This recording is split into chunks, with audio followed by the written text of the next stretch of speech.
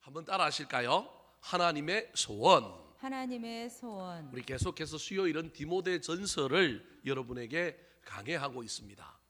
100번 김구라고 하는 우리 민족의 위대한 서성 중에 한 분이 100번 일지라고 하는 책에 이런 글을 적었습니다. 하나님이 만일 내 소원이 무엇이냐고 물으신다면 나는 조선의 독립이라고 말하겠습니다.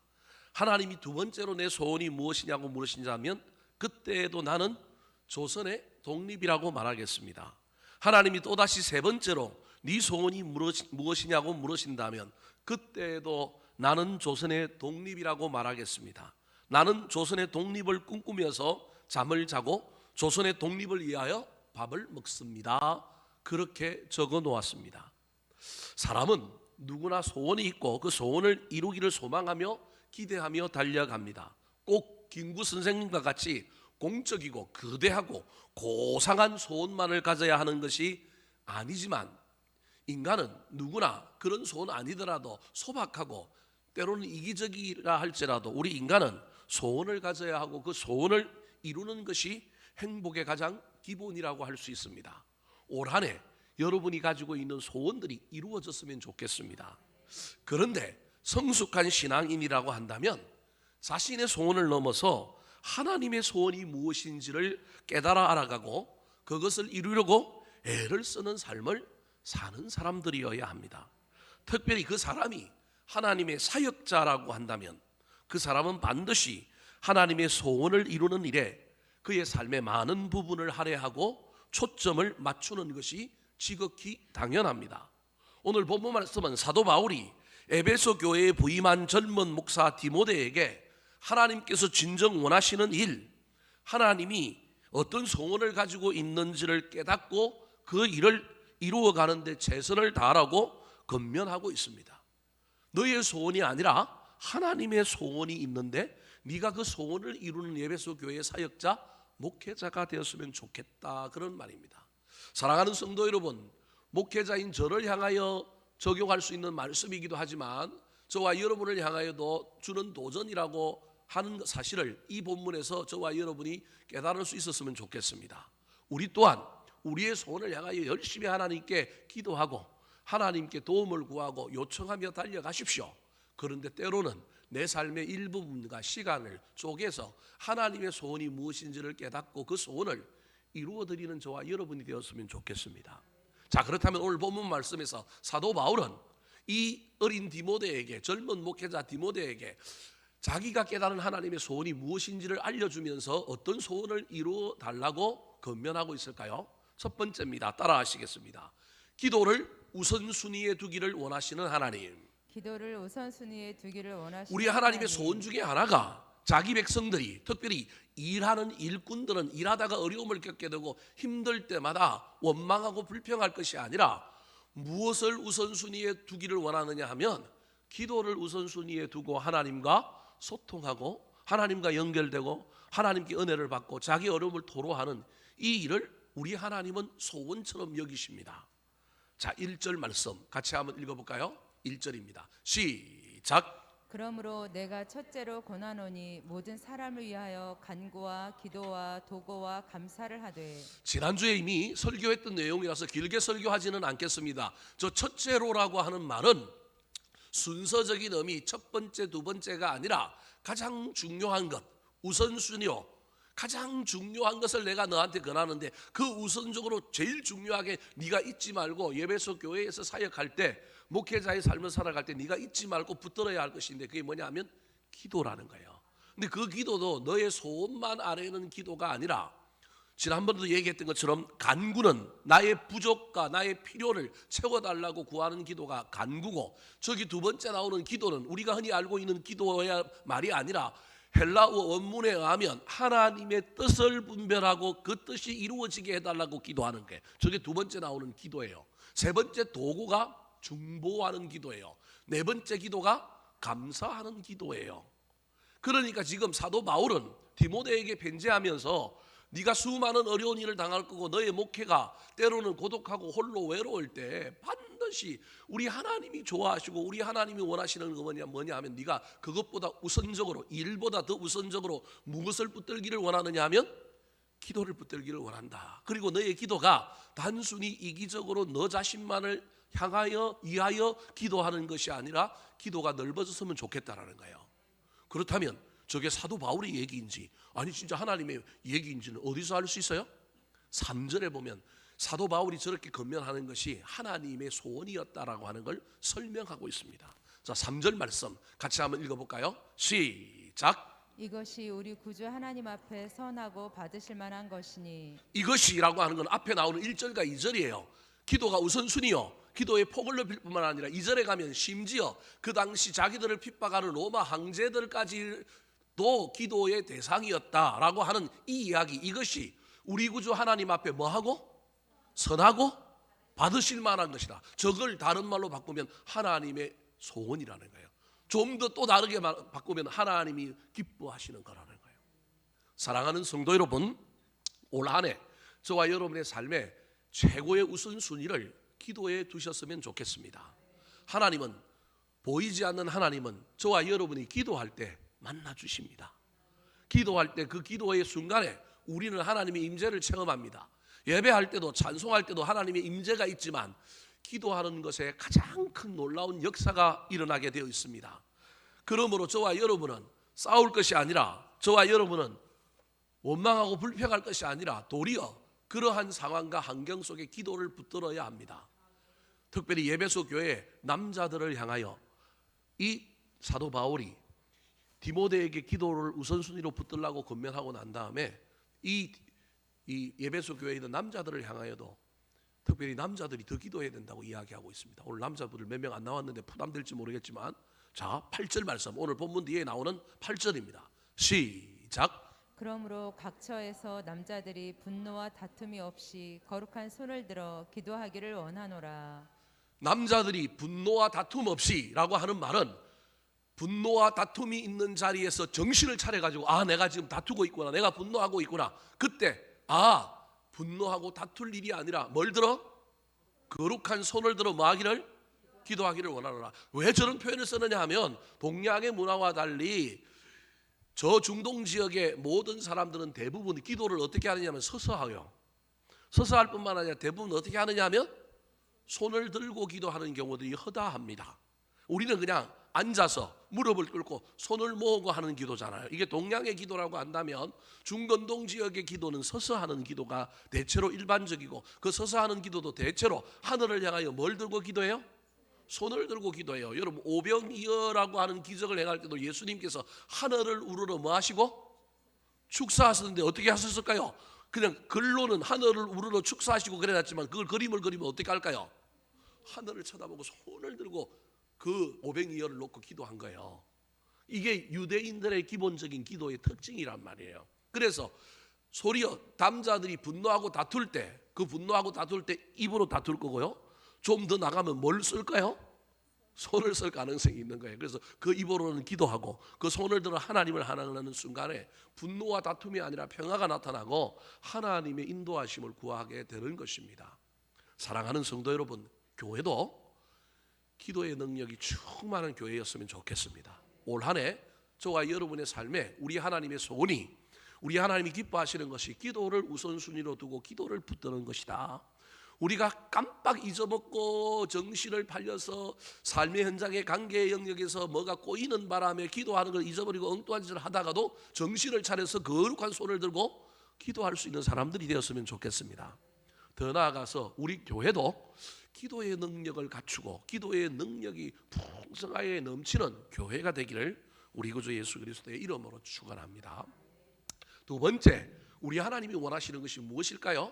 하나님의 소원을 사도 바울이 이야기하면서 이 디모데에게 너도 그 소원을 이루어라. 그래서 디모데 보고 너 기도하라는 거예요. 무엇보다도 기도를 우선순위로 붙들으라는 거예요. 두 번째, 우리 하나님이 소원이 무엇일까요? 따라 하시겠습니다. 모든 사람이 구원받기를 원하시는 하나님. 모든 사람이 구원받기를 원하시는 4절 하나님. 말씀 같이 한번 읽어볼까요? 4절 시작. 하나님은 모든 사람이 구원을 받으며 진리를 아는 데에 이르기를 원하시느니라. 여러분, 저것처럼 하나님의 마음, 하나님의 소원을 가장 적나라하게 직설적으로 표현한 구절이 있을까요? 우리 하나님은 모든 사람이 구원을 받으며 진리를 아는 데 이르기를 뭐 하시느니라? 원하시느니라. 때와 장소와 상황을 가리지 않고 우리 하나님은 저것을 원하시는 거예요. 오늘 한국 사회에 코로나19로 말미암아 얼마나 많은 어려움이 있습니까? 교회들이 얼마나 어려운지 모릅니다. 교회 학교들은 점점 사라져가고 있고요. 교회들도 얼마나 어려운지 모릅니다. 통계에 의하면 한국 교회의 상황을 가장 잘 좀 파악하게 하기 위하여 어떤 부자 한 분이 돌아가시면서 한국 교회도 좀 데이터, 통계, 여론조사 이런 걸 좀 바탕으로 교회 목회 계획을 세우는 것이 좋겠다 싶어가지고 여론기관에 큰 돈을 투자해서 한국 교회가 정기적으로 여론조사를 지금 합니다. 그래서 그 여론조사 한 것들을 데이터를 6개월 단위로 목회자들에게 보내줍니다. 공짜로 받아보는 거예요. 그거 읽어보면요, 그거 받아보면 얼마나 막 마음이 힘든지 몰라요. 지난 한 해 2021년도만 문을 닫은 교회가 몇 개냐 하면 18,000개가 닫았습니다. 18,000개. 이거 많은 것도 아니에요. 아마 조만간에 더 닫을 거예요. 18,000개가 남았습니다. 한국 사회에서 제일 많은 것이 교회였는데, 업종이라고 표현하면 좀 이상하지만 업종으로 치면 교회가 제일 많았는데 역전당했습니다. 어디에 역전당했을까요? 카페. 한국 사회에 이제 제일 많은 업종 중에, 제일 많은 한 단일 업종 중에 가장 많은 것이 어디라고요? 카페. 옛날에는 한국 사회에서 비행기 타고 밤에 비행기 타고 김포공항에 내리거나 인천공항에 내리면 공중에 뭐만 보인다고요? 십자가만 보인다 그랬어요. 십자가만 보인다 그랬는데 이제는 십자가만 보이는 게 아니라 이제는 뭐만 보이느냐면 카페만 보인대요. 드디어 교회 숫자를 누가 전국으로 능가하기 시작했느냐 하면 카페가 능가하기 시작한 거예요. 이 문화를 한국의 유명한 이어령 박사라고 하는 분이, 한국 사람들은 전통적으로 무슨 문화가 있었느냐, 방 문화가 있었대요. 노래방, 찜질방, 이게 다 세계에서는 안 됐는데 한국에 되는 것처럼 따지고 보면 커피도 한국의 무슨 문화와 관련이 있느냐 하면 방 문화와 관련이 있다는 거예요. 한국 사람들은 방에 들어가서 놀기를 좋아한대요. 그래서 옛날에 농안기에는 방에 들어가서 남자들은 뭐하고 놀았어요? 하투 치고 놀았잖아요. 그죠? 이게 한국 사람들의 정서라는 거예요. 정서고, 여자들은 아궁이에 앉아가지고 동서하고 며느리들끼리 모여갖고 누구 씹어요? 시어머니를 씹어야 되는 거예요. 이게 한국 사람들의 정서라는 거예요. 그 정서를 오롯이 담아낸, 현대화가 되고 도시화가 되면서 옛날에는 서로 오고 가고 그랬는데 자기 집에서 모이는 거 귀찮으니까 전부 이제 어디 가서 모이는 거예요?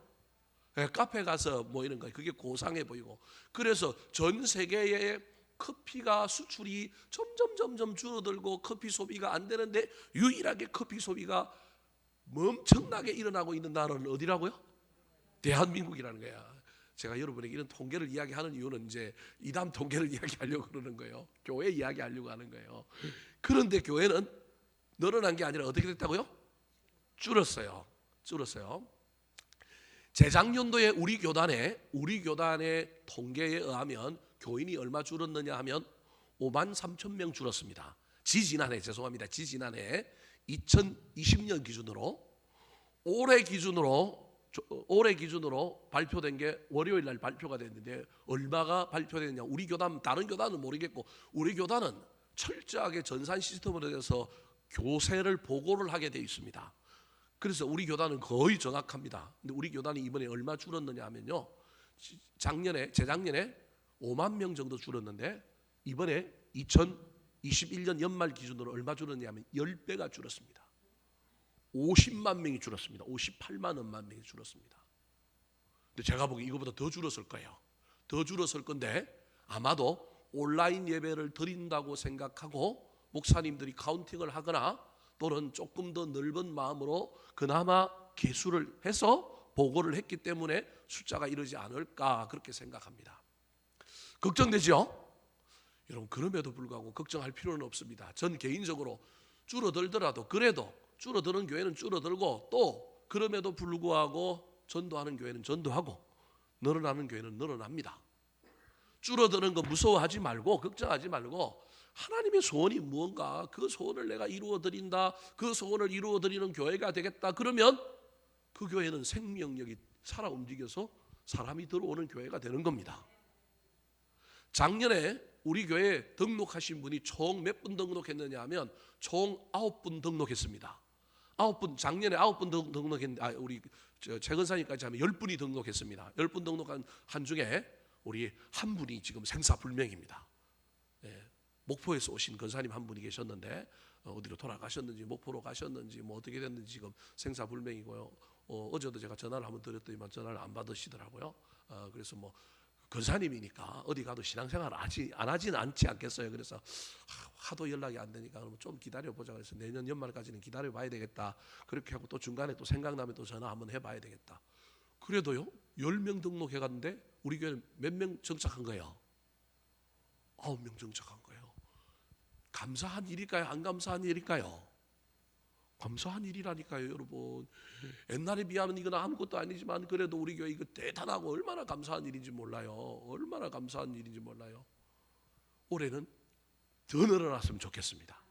올해 이제 신년 초에 신순당 권사님이 등록을 해서 스타트를 끊었으니까 또 조만간에 등록하는 사람이 있고 또 우리도 용기를 내서 하나님의 손이 구원받는 일임을 기억해서 어려운 시절이지만 어렵다고 교회 안 오고 어렵다고 뭐 전도 안 된다 그 생각하지 말고 그거야 우리 하나님의 능력이고 저와 여러분은 주변에 또 복음을 전하고 사람을 초청하고 전도하는 일에 최선을 다했으면 좋겠습니다. 기도의 능력을 소유한 교회일 뿐만 아니라 전도의 열매가 있는 교회가 되었으면 좋겠습니다. 디모데에게 사도 바울이 편지하면서 넌 어려운 일이 있을 때 힘든 일이 있을 때 넌 기도를 우선순위로 붙들어라. 그런데 기도하여 능력받고 난 다음에 네가 해야 될 가장 중요한 목표는 뭘 구원하는 거라고요? 영혼 구원하는 거다. 모든 사람 구원하는 거다. 그거 잊지 마라. 교회를 세우고 중직자를 세우고 직분자를 세우고 막 교회 건물을 넓혀가고 뭐 빚도 갚고 이것도 중요하지만 교회의 가장 중요한 역할은 영혼을 구원하는 것이다. 우리 덕양중앙교회가 그런 일에 게으른 교회가 아니라 힘들고 어렵지만 이 위기와 고비를 잘 넘어가서 우리도 영혼 구원하는 교회가 되기를 그 일에 앞장서는 저와 여러분이 되기를 우리 구주 예수 그리스도의 이름으로 축원합니다. 마지막으로 사도 바울이 디모데에게 건면하고 있는 하나님의 소원은 무엇일까요? 따라하시겠습니다. 중보자의 삶을 살기를 원하시는 하나님. 중보자의 삶을 살기를 원하시는 하나님. 사도 바울이 디모데를 에베소 교회에 보내면서 젊은 목회자이고 또 나이 많은 사람들 틈에 끼어서 무시를 당할 수도 있고 어려움을 당할 수 있지만 그럼에도 불구하고 네가 모델로 삼아야 될 사람은 누구냐 하면 예수님이라는 거예요. 네가 그 속에서 하나님과 성도 사이에 중간에 있는 중보자가 되어야 한다는 거예요. 여러분 교회는 하늘과 이 땅을 이어주는 중보자입니다. 목사는 하나님과 교인을 이어주는 중보자입니다. 성도는 세상 사람들과 교회를 이어주는 중보자입니다. 중간에 있는 사람들이 얼마나 잘하느냐 이게 얼마나 중요한지 모릅니다. 리더도 중요하고 앞서는 것도 중요하지만 항시 잘 되는 조직과 공동체는 중간중간에 있는 사람들이 피가 통하게 만들고 소통이 일어나게 만들고 긴장과 갈등을 해소하고 넓은 마음을 품고 사람들을 이렇게 잘 가다듬고 그렇게 해주는 중보자의 역할을 하는 사람들이 있을 때 그 공동체는 흥왕하고 우리 주님의 놀라운 은혜로 말미암아 부흥하게 되는 거예요. 디모데를 향하여 사도 바울이 예수 그리스도의 중보의 사역을 이야기하면서 네가 성도들과 하나님 사이에 중보자가 되어야 되지 않겠느냐 그 얘기를 합니다. 자, 5절 6절 말씀 시작. 하나님은 한 분이시요 또 하나님과 사람 사이에 중보자도 한 분이시니 곧 사람이신 그리스도 예수라. 그가 모든 사람을 위하여 자기를 대속물로 주셨으니 기약이 이르러 주신 증거니라. 우리는 중보자 하면 그냥 중보기도, 그 예수님이 중보기도자의 역할을 감당해서 우리는 예수님의 이름으로 기도합니다. 이런 정도로만 저 중보자를 이해해요. 그런데 여러분 중보자의 하이라이트, 중보자의 가장 중요한 것은 뭐냐 하면 6절에 나오면 자기를 뭘로 주는 거라고요? 대속물로 주는 거예요. 나는 상하지 않고 내 자존심은 상하지 않고 내 인격은 뭐 그렇게 사람들에게 무시당하지 않고 막 둘을 이어주는 이런 일은 없어요. 중간에 있는 사람이 자존심도 내려놓고 중간에 있는 사람이 손해도 좀 보고 중간에 있는 사람이 돈도 좀 쓰는 거예요. 그게 대속물이에요. 자기를 대속물로 줘야만이 그 사람이 무슨 자가 되느냐 하면 중보자가 되는 거예요. 왜냐하면 중보자 예수님이 그랬다라는 거예요. 예수님이 저 높고 높은 하늘 보좌에 앉아서 야 너네 둘이 이렇게 사이좋게 지내. 야 예수 믿어. 하나님을 믿어야 천국 가는 거야. 너희 그대로 있으면 멸망당해. 그런 것이 아니라 자신이 손해를 입고 인간의 육신을 입고 이 땅에 오셨다라는 겁니다. 그래서 그것을 본받아서 사도 바울도 자기를 하나님께서 하나님과 이방인 사이의 중보자로 불러주셨다라고 하는 걸 자기가 깨달았다라는 거예요. 그게 몇 절이냐면 7절이에요. 7절. 자, 7절 말씀 같이 한번 읽어볼까요? 시작. 이를 위하여 내가 전파하는 자와 사도로 세움을 입은 것은 참말이요 거짓말이 아니니 믿음과 진리 안에서 내가 이방인의 스승이 되었노라. 이를 위하여라고 하는 말로 7절이 시작하는데 저 이를 위하여라고 하는 말은 중보자 대속물인 거예요. 하나님이 나를 중보자 되라고 대속물로 살라고 나를 불러서 나는 전파하는 자 사도로 세움을 받았는데 저게 저렇게 표현하면 멋진 말이지만 전파하는 자 사도로 세움을 받은 자 7절 마지막에 가면 이방인의 뭐예요? 서성이라고 표현하지만 알고 보면 저게 다 뭐라고요? 중보자라는 거예요. 다르게 가면 그게 뭐라고요? 대속물이라는 거예요. 내가 그렇게 살았다. 난 지금도 그걸 깨닫고 내가 군림하거나 내가 다른 일을 하지 않고 나는 저 일을 하려고 한다. 세상 사람들이 보기에 난 전파하는 자요. 세상 사람들이 보기엔 난 사도로 세움을 받은 거고 이방인들이 보기엔 나는 이방인들에게 복음을 전하니 그들의 서성인 것처럼 보이지만 나는 중매쟁이다. 나는 중보자다. 그 중보자 중매쟁이는 중매 잘 쏘고 양복 얻어먹는 게 사람이지만 진짜 중보자는 자기를 뭘로 주는 거다? 대속물로 주는 거다. 내가 그 길을 걸어갔으니 네가 나를 서성으로 여긴다고 한다면 이제 너는 에베소 교회에서 그렇게 살아라. 중보자로 살아라. 대속물로 살아라. 그걸 누가 기뻐하신다? 하나님이 기뻐하신다. 왜냐하면 하나님이 자기 아들을 그렇게 주셨기 때문에 자기 아들을 따라 사는 삶을 내가 살고 있으니 디모데야 너도 살면 너와 나는 하나님의 소원을 만족시켜주는 일을 하는 거야. 하나님을 기쁘시게 하는 거야. 하나님 닮은 것 예수 그리스도 닮아가는 게 하나님을 기쁘시게 하고 하나님의 소원이 되지 않겠느냐 그렇게 말하고 있는 겁니다. 사랑하는 성도 여러분, 혹시 저와 여러분의 삶에 이 도전이 올 한 해 저와 여러분을 이끌어 갔으면 좋겠습니다. 내가 트러블 메이커가 아니라 내가 막 이간질을 하고 내가 막 사람들을 갈라놓는 것이 아니라 나 때문에 내가 껌딱지가 돼가지고 나 때문에 사람들이 붙고요 뭔가가 막 일어나고요 그랬으면 좋겠습니다.